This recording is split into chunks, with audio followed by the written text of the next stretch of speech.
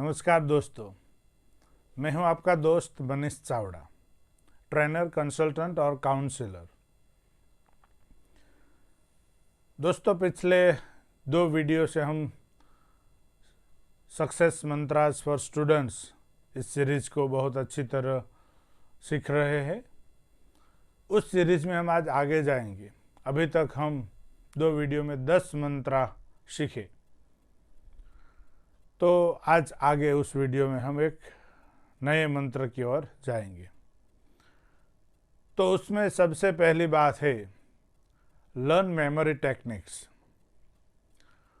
Generally छात्र के मन में एक ऐसी चीज़ रहती है कि मुझे याद नहीं ठीक से रहता, मेरी याददाश्त अच्छी नहीं है, या मैं बार बार भूल जाता हूँ।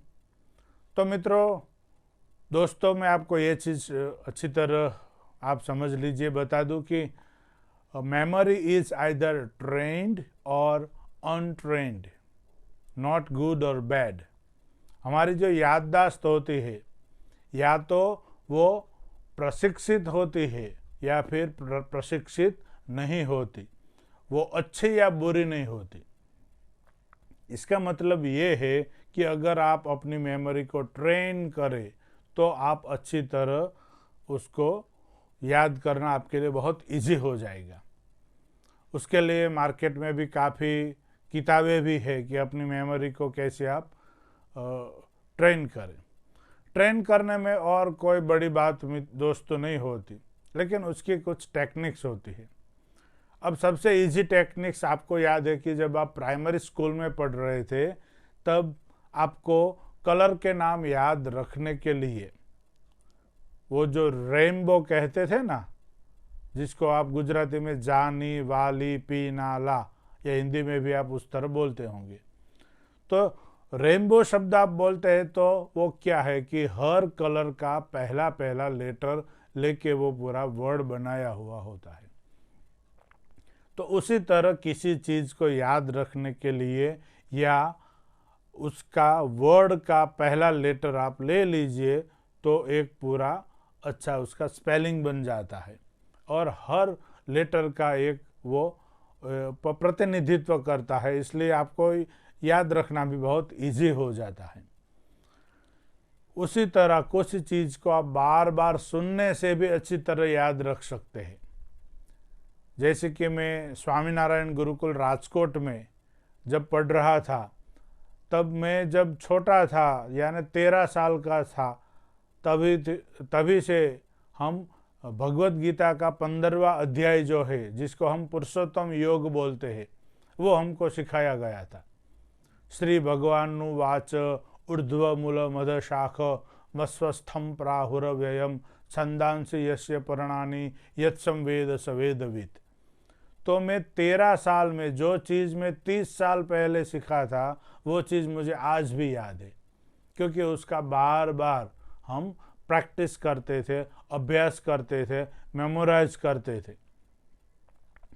दोस्तों, अगर आप संस्कृत विद्यालय की कभी विजिट की है तो उसमें एक कंपटीशन में एक चीज़ शलाका स्पर्धा रहती है। शलाका यानी सुवर्ण की एक स्टिक होती है, छोटी सी स्टिक शब्द भी शायद प्रॉपर नहीं होगा, लेकिन एक सुवर्ण की ऐसी चीज़ होती है छोटी, जैसे कि आप पेन की रिफिल हो, उस तरह की एक सुवर्ण की, उसको शलाका बोलते हैं।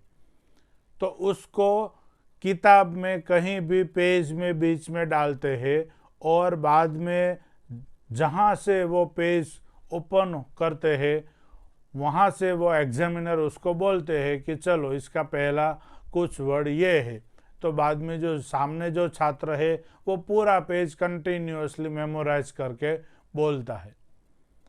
तो ये शायद इसलिए है कि प्राचीन काल में शायद किताब दूसरी बार रहे ना रहे, वेद को तो बड़ी मुश्किल से संभाला है हमारे ऋषि मुनियों ने।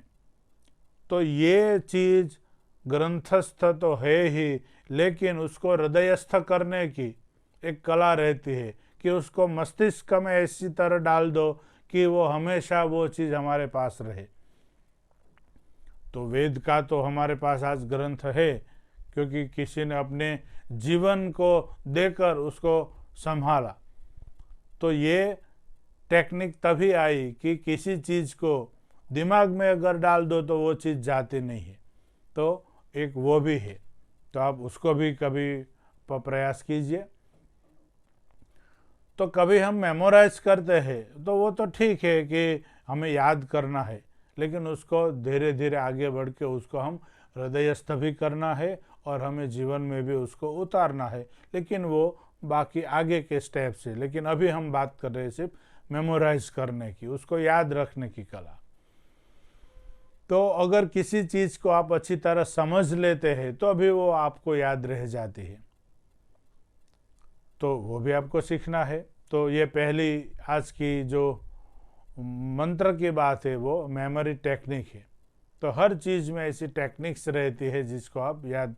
बीच में एक लिंकिंग मेथड करके भी आई थी कि जिसमें कुछ लॉजिक नहीं था, लेकिन वो शब्द को जोड़ के आप एक स्टोरी बनाते हैं। बाद में स्टोरी के रूप में वो उसको पूरा शब्द आपको याद रह जाता है कि ब्लैक बोर्ड पे या कागज़ पे अगर 15-20 चीज़ें लिखी हुई होती है, वो कंटिन्यूसली आप उसी ऑर्डर में ही बोल सकते हैं। वो तभी कि आप उसको एक इलॉजिकल स्टोरी भी बना दो तो भी वो आपको वो पूरा याद रह जाता है। तो बीच में शायद वो डॉक्टर जितेंद्र अढ़िया या डॉक्टर सुरानी वगैरह भी काफ़ी उसके सेशंस लेते थे, सबकॉन्शियस माइंड। तो उनकी जो टेक्निक्स है वो भी आप सीख सकते हैं। दूसरा आज का मंत्र है वो ये है, बिकम ए वॉरेशियस रीडर। यानी वॉरेशियस यानी जिसको बहुत बड़ी भूख है। जैसे आपने उपवास किया है 1 दिन का 2 दिन का, तो दूसरे दिन जब आप भोजन लेने बैठते हैं तो भोजन को उस तरह लेते हैं जैसे कि आप 2 दिन से उसका इंतज़ार कर रहे हैं। हालांकि अध्यात्म में ऐसा नहीं होता, लेकिन अगर भौतिक भाव में अभी है, अगर छात्रावस्था में हम गुरुकुल में अगर रहते हैं तो कभी ऐसी भोजन की भावना मन में रहती है, लेकिन जैसे जैसे हमारी समझ का विकास होता है उस तरह हम भगवान के पास जाते हैं, नज़दीक में। तो वॉरेशियस का मतलब ये है कि किसी चीज़ का आप बेसब्री से इंतज़ार कर रहे हैं और अगर वो चीज़ सामने आए तो उस पर आप टूट पड़ते हैं। आपके ट्रैवलिंग में गए हैं, सुबह का कुछ खाया नहीं है, 2 बजे 3 बजे आपको भूख लगी है और 4 बजे अगर आपको खाना मिले तो ऐसा लगता है कि आज तो मैं पूरी होटल का खाना खा जाऊंगा, या फिर जितना भी मेरे सामने है वो सब खा जाऊंगा। तो मेरा कहने का मतलब ये है, वॉरेशियस रीडर होना मतलब एक पढ़ाई की भी, एक पढ़ने की भी भूख होनी। तो जैसे आपके सामने किताब आए तो उसको आप उस तरह टूट पड़े कि जैसे आप काफ़ी सालों से बेसब्री से उसका इंतज़ार करते थे। तो ये भी एक चीज़ है। मैंने जब 99 में पहली मेरी जॉब मैंने ज्वाइन की SGVP में, तो जब मैं पहली बार ज्वाइन किया तो मेरा तो सिर्फ वहाँ 1 घंटे का एक पीरियड लेना रहता था। तो जब मेरी पहली तनख्वाह आई तो मैं वो तनख्वाह लेने के बाद तुरंत ही एक बुक फेयर में चला गया था। मेरे पास 1500 रुपये थे 99 में तनख्वाह के रूप में जब आए, तो मैंने उसमें से 1200 रुपये की किताबें ली थी। तो मैं ये चीज़ें आपको इसलिए बता रहा हूँ कि आज मैं जो भी आपके सामने ये कुछ बोल रहा हूँ वो सब एक दिन में तैयार किया हुआ नहीं है। मैं जब छात्र था तब काफ़ी लोगों ने मुझे भी ट्रेन किया, मुझे भी तैयार किया।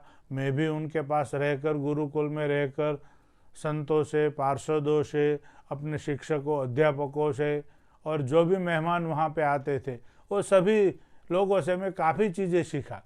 लेकिन उसमें मैं सबसे अच्छी बात ये सीखा कि अच्छे रीडर कैसे बनना। If you want to lead somebody you have to read first.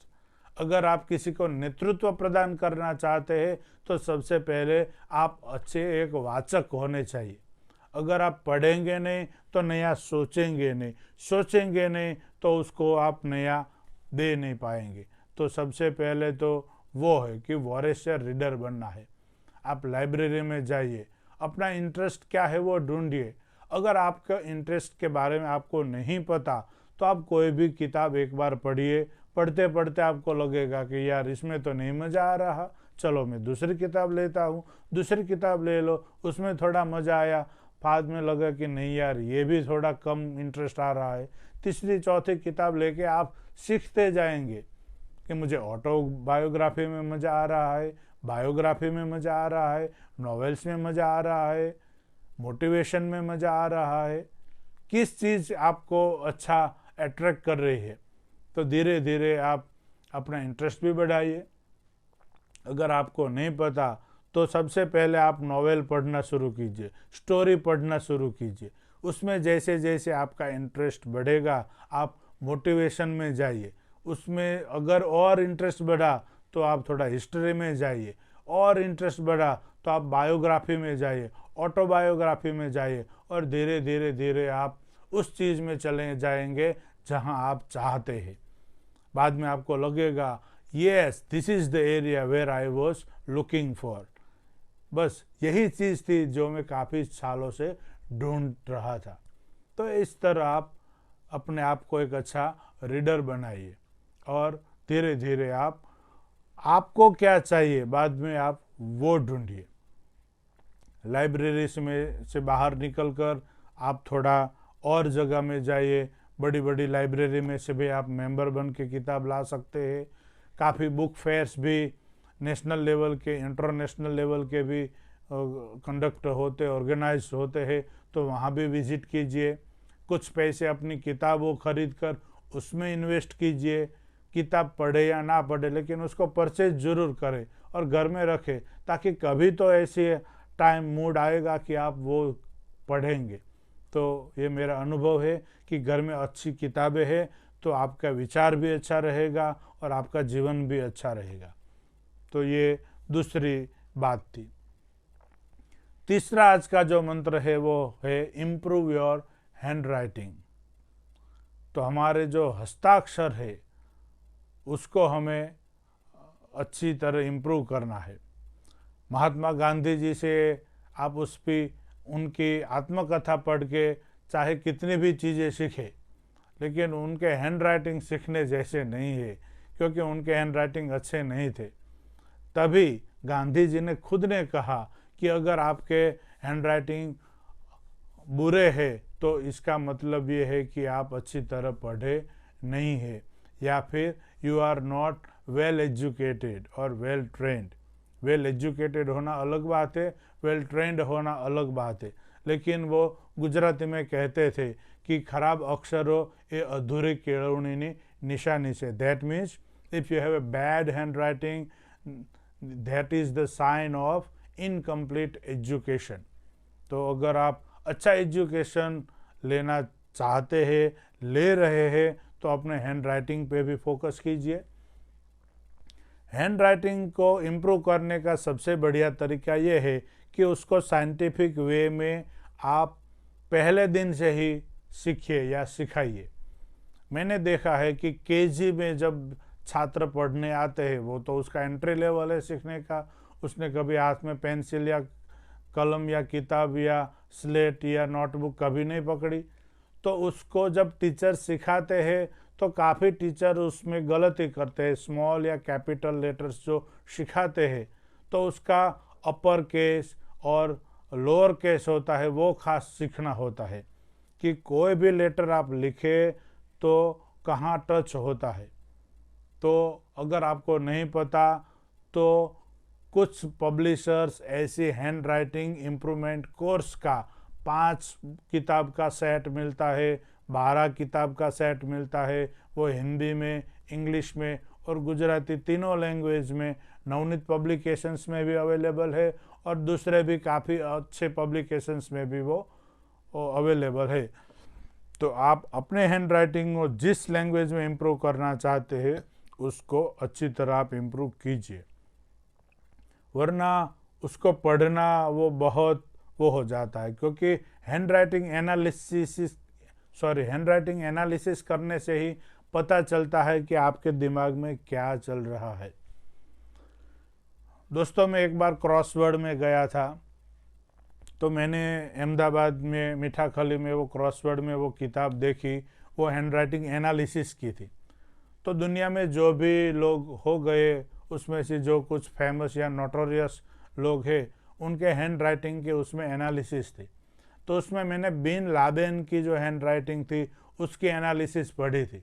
तो उसमें कुछ ऐसा लिखा था कि ये आदमी दिल से तो काफ़ी अच्छा और काइंड लग रहा है, लेकिन अगर कोई उसको अगर क्या बोलते उस्काते हैं तो वो आदमी पूरा वायलेंट बन जाता है। तो और काफ़ी उसमें एनालिसिस लिखा हुआ था, तो अगर आपके हाथ में भी आए तो वो आप पढ़ सकते हैं। तो मेरा कहने का मतलब ये है कि हैंड राइटिंग जो है वो आपके दिमाग का एक मिरर भी है। अगर आप वेल ऑर्गेनाइज्ड है तो वो भी आपके हैंड राइटिंग में दिखता है। अगर आप अनऑर्गेनाइज्ड वे में काम करते हैं तो वो भी आपके हैंड राइटिंग से पता चल जाता है। तो अपने हैंड राइटिंग को इम्प्रूव करने का आप बिल्कुल टाइम बर्बाद किए बिना उसको आज ही आप शुरू कर दे, फोकस कर दे। और भी हमारे पास कुछ मंत्र है, लेकिन मुझे लगता है दोस्त आज का वीडियो यहीं तक रखें। आज हम 3 मंत्र सीखे कि एक अच्छी मेमोरी टेक्निक्स अच्छी तरह से सीखे, दूसरा है वॉरेशियर रीडर बनना है, और तीसरा है हमारा हैंड राइटिंग इम्प्रूव करना है। और भी नए मंत्र हम नए वीडियो में देखेंगे। आज का वीडियो यहीं तक। जय हिंद।